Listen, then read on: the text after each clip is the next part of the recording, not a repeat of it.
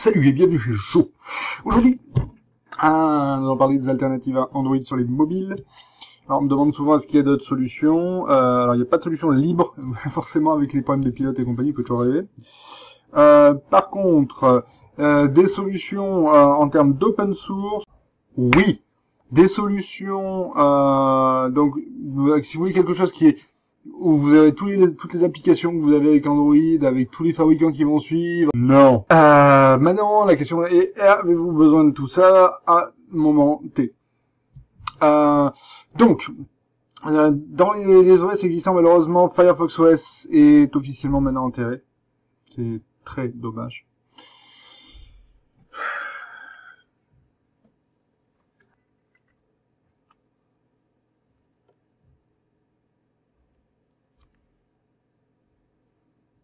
Maintenant, il nous reste tout de même, d'une part, Tizen, avec le système Wayland pour le serveur multimédia, donc que vous trouvez sur les smartwatches de Samsung, par exemple, pour l'instant du moins, plus tard sur des téléphones aussi, qui est compatible, on va dire, avec pas mal qui peut être rendu compatible avec pas mal enfin avec tout, en théorie. Nous avons enfin vous avez évidemment l'OS des Chromebooks et compagnie, hein, on a HTML pur et WebOS aussi, mais comment ça, des choses, enfin surtout dans le cas de Chromium OS, c'est purement Google. Donc si c'est ce que vous voulez fuir avec dans le cas présent, vous êtes mal barré. Non, sinon vous avez puis bon, que du HTML5, c'est cool le HTML5, je suis le premier à l'utiliser comme un branque, mais voilà.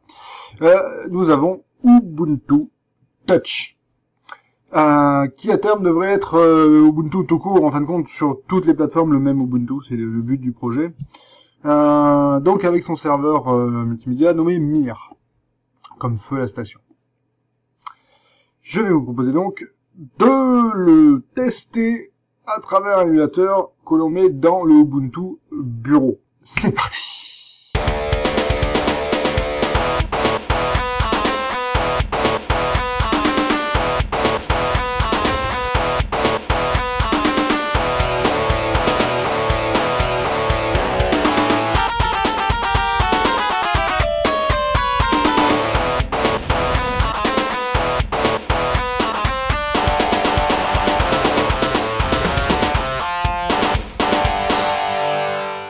Commencer. Commençons par le commencement et installons le PPA nous permettant d'avoir la dernière version, étant donné que dans Ubuntu, je suis dans Ubuntu 14.04 et dans Ubuntu 14.04, la version de l'émulateur fourni est obsolète et ça va ramer. Donc on va éviter ça. Donc nous installons le PPA. Hop, pour avoir directement des versions récentes. Va-t'en de là, toi, je t'ai ouvert par erreur. Donc, bref,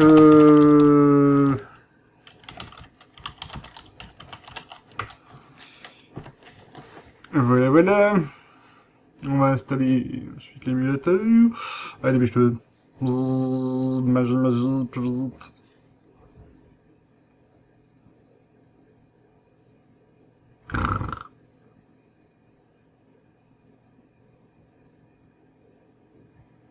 Le premier qui dit que j'ai trop de PPA a raison. Il a raison.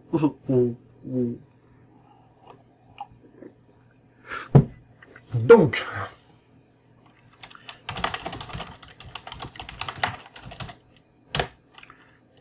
c'est Ubuntu, oui.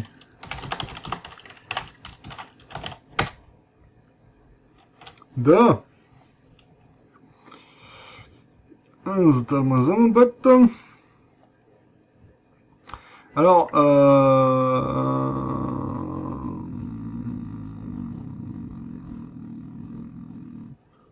on va installer une...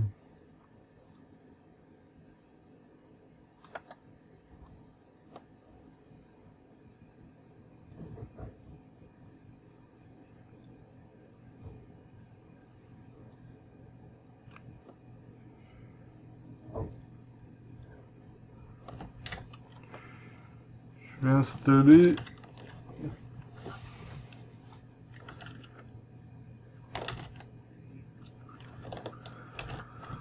Hop. Et non, je vais voir. Je vais t'appeler Test Joe. Par contre, ce que je vais faire, c'est que je vais demander tes commandes.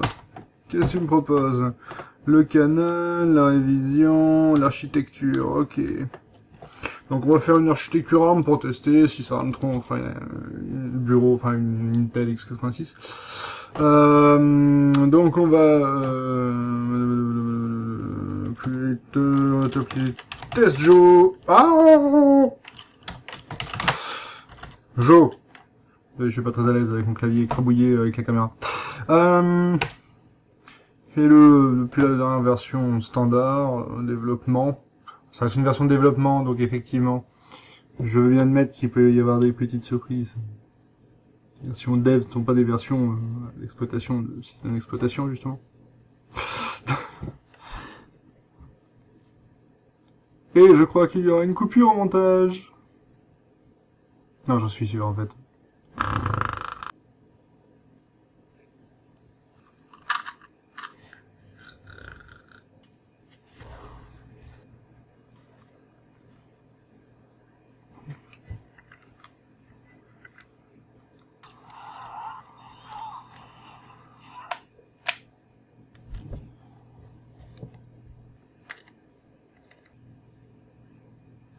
Voilà. Donc l'utilisateur sera phablette avec mot de passe 0000 si je comprends bien. Ok. Ouais. C'est fini. C'est fini.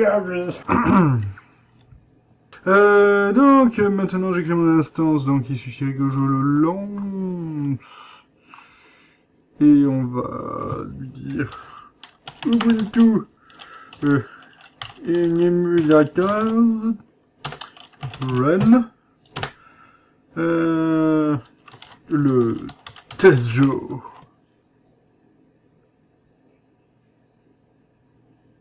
La patience est la spécialité de tout petit open source, en fait de tout petit amateur d'utilisateur d'ordinateur.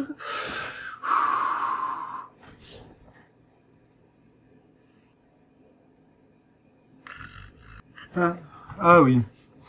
Donc, non, je ne suis... Enfin, je parle anglais, mais je n'en suis pas un, et mes visiteurs risquent de ne pas comprendre l'anglais, mon cher. Alors, si tu veux... Passionnant, n'est-ce pas? Ah, donc on peut mettre un code, hein, comme le truc habituel, ok. Mais au sein de votre expérience iPhone pour envoyer automatiquement des rapports d'erreur canonical. Pour être changé, ouais. Je préfère envoyer des rapports d'erreur. Alors, particularité d'Ubuntu Touch. Alors moi j'utilise sur un Nexus 4 reconverti. Faut savoir qu'on peut l'utiliser enfin on peut acheter des téléphones. BQ fait des téléphones. Il y a les Meizu aussi qui doivent sortir, je sais pas où ça en est exactement. Mais dans tous les cas vous pouvez trouver des téléphones sur Ubuntu. Donc, comme vous voyez, on fait glisser avec le doigt sur le bord et on peut avoir. Donc on a le dash hein, d'Ubuntu. Tout est très bien expliqué. De droite, on peut aller chercher les applications ouvertes. Quelle horreur, dégage-toi, non, je veux pas voir ça. Du Facebook, quelle horreur.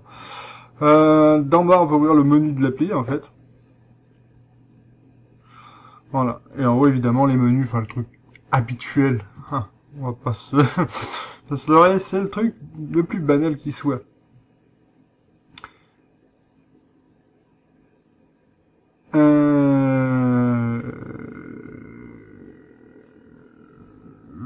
Villa.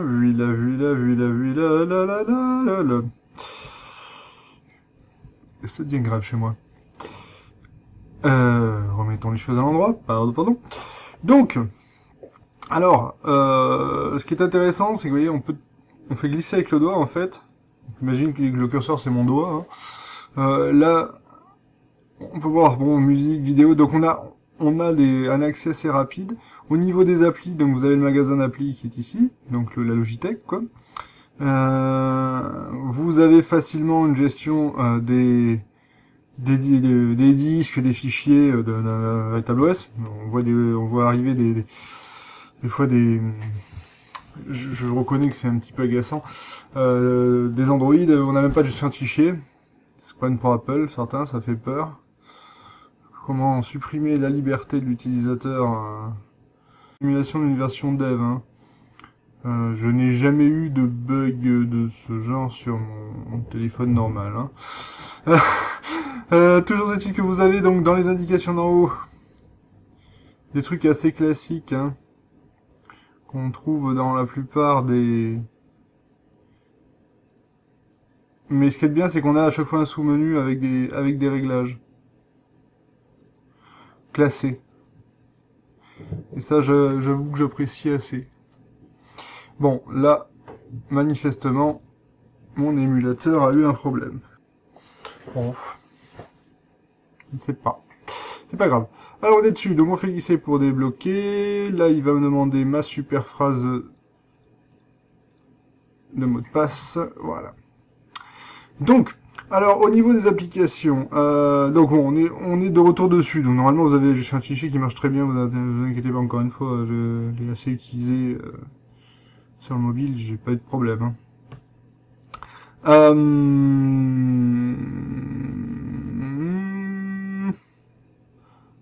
Bon, les applis, vous les connaissez, hein, je vais pas vous les remonter, c'est les mêmes que sur tous les OS.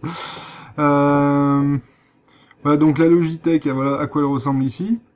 Donc cette Logitech, on va trouver tout un tas d'applis pour faire un peu tout et n'importe quoi. Et oui, Ubuntu Touch, on peut avoir un terminal facilement. Voilà,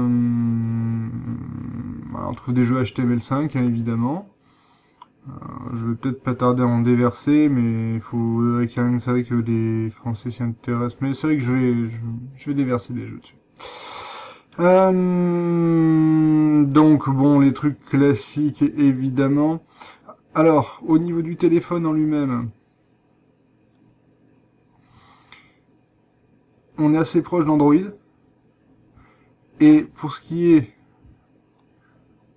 voyez,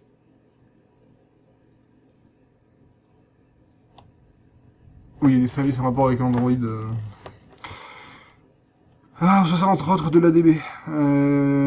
Donc voilà, bon, les redirections d'appel et compagnie. Du coup, il m'a ramené dans le panneau de réglage. Vous voyez, on est assez proche de la version bureau. Hein. Et même, enfin, on y est. De toute façon, à terme, ce sera fusionné. On a donc les options de sécurité et vie privée qu'on a sur le bureau. Il y a un petit peu plus de choses diverses, on va dire. Voilà. On a donc, au niveau des comptes, on va pouvoir associer, évidemment, d'autres comptes. Des comptes Google, des comptes Twitter, des choses comme ça. Si c'est à ce niveau-là assez proche d'Android, je dirais. Sachant qu'effectivement, vous pouvez récupérer vos contacts si vous les avez si vous avez donné vos contacts à Google. Vous avez donc la batterie, vous avez son historique aussi. Vous voyez, directement depuis là, vous pouvez... Voilà. Parce que mine de rien, c'est quand même, ça tire beaucoup. Donc on a tout ce qui est un rapport, ce qui est assez intéressant. Alors... Bon, si vous êtes comme moi, vous coupez ça, mais vous laissez suggestion. Voilà, on a tous les types d'agencement de clavier, etc. Bon, enfin c'est majuscule automatique ou pas, ponctuation automatique, je n'aime pas trop. Voilà, si on veut simuler un son de clavier pour quand on touche. Vibration du clavier aussi. Vous pouvez évidemment couper les notifications, comme sur Android. Hein. Encore une fois, mais bon, c'est des fonctionnalités qui sont indispensables de nos jours. Hein.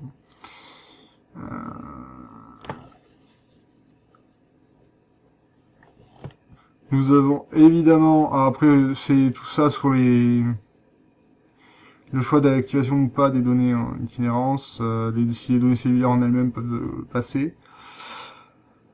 Vous pouvez choisir son type de connexion. Alors là, évidemment, il nous propose 2G ou 2G, 3G sur cette démo.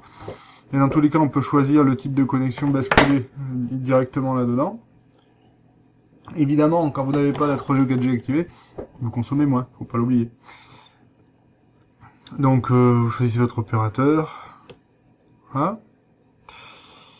C'est assez simple en fait. C'est tout ça pour vous dire qu'on est sur un système où tout est réglable facilement sans... Voilà, on peut choisir son petit arrière-plan. Ici, tout est sans se prendre vraiment la tête. C'est vrai que c'est ce que j'apprécie beaucoup, c'est côté facilité. Donc voilà, pareil, que je fais une mise à jour unique, comme sur le bureau. Ah, évidemment, j'ai pas pairé mon compte Ubuntu avec, hein, mais on l'a paire avec, on a la liste des mises à jour, on peut choisir de mettre à jour que certains éléments ou tous. À propos de ce téléphone, donc bon, on a le truc classique, hein.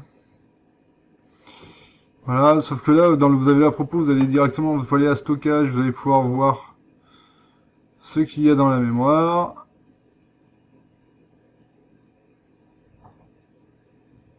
Ah, je vais y arriver. J'avoue qu'avec la souris c'est moins agréable qu'avec le doigt. Niveau licence aussi. Youhou, si vous voulez consulter les licences. Bon, évidemment, mode développeur, voilà, on est dans le classique.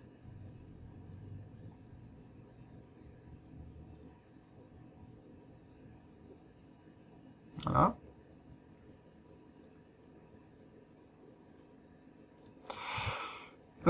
Donc, à part tout ça,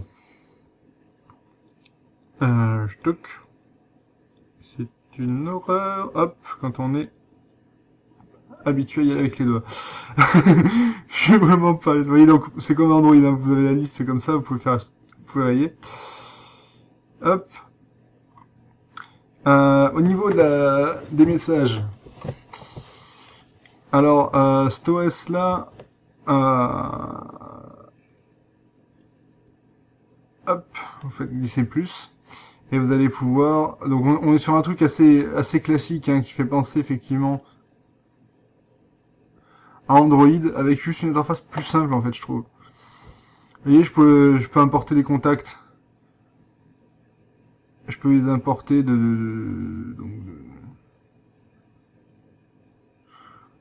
ah oui, mais mince, je vais avoir mon erreur de tout à l'heure. Non, mais pas.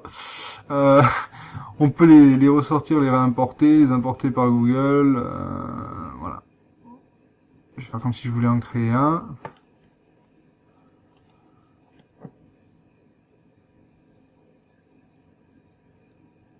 Vous voyez, on peut rajouter des champs en cas de besoin.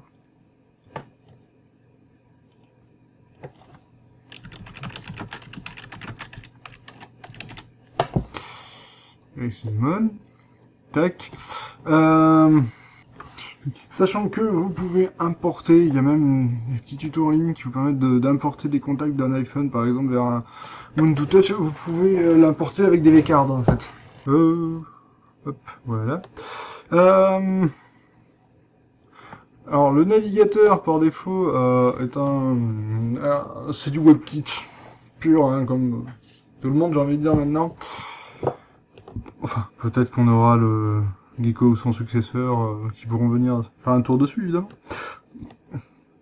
Évidemment, bon, la page d'accueil, j'avoue que pour l'instant, j'ai qu'une envie, c'est de leur dire brossez-vous. Ah, évidemment, je vais être obligé d'aller... Oh.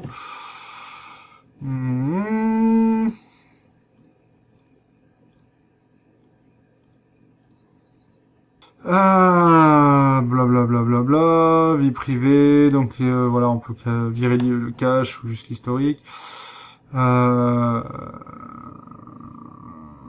je veux pas que tu vois ça en fond. Nos onglets, je les veux devant. Ouvrir dernière session à l'ouverture, ça d'accord. Et donc, si je lui dis...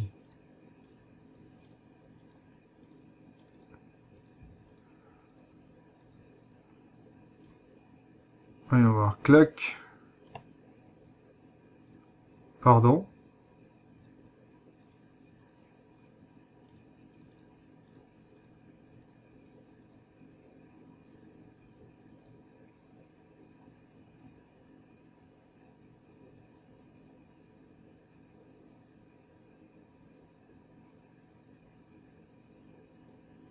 Allez, pépère.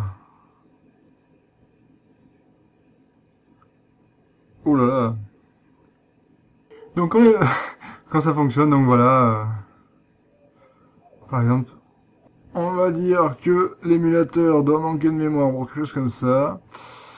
Parce que je n'ai vraiment aucun problème et les performances en web sont juste excellentes sur le téléphone en lui-même. Voilà, donc j'ai appelé directement du HTML5 sur le site. Donc vous voyez ce que ça donne. Ça marche excessivement bien. D'ailleurs, on peut préciser que ça va être un petit peu mieux avec l'émulateur en version x86, mais c'est bon.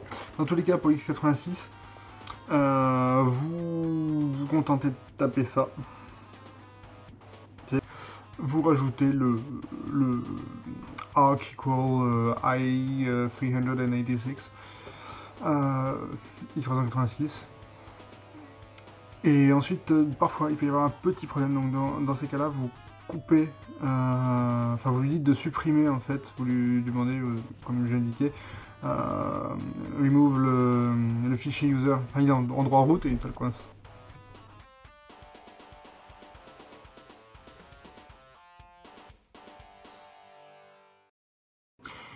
Bref, cet OS est assez pratique en fait d'utilisation, à tout moment on bascule, tac.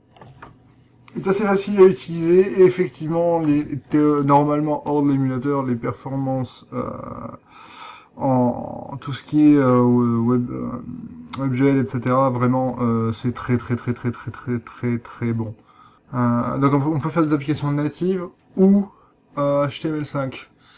Vous allez pouvoir lui dire, enfin faire du, vous pouvez prendre le kit de développement que vous avez dans Ubuntu normal et je mettrai tous les liens utiles dans la description comme d'habitude.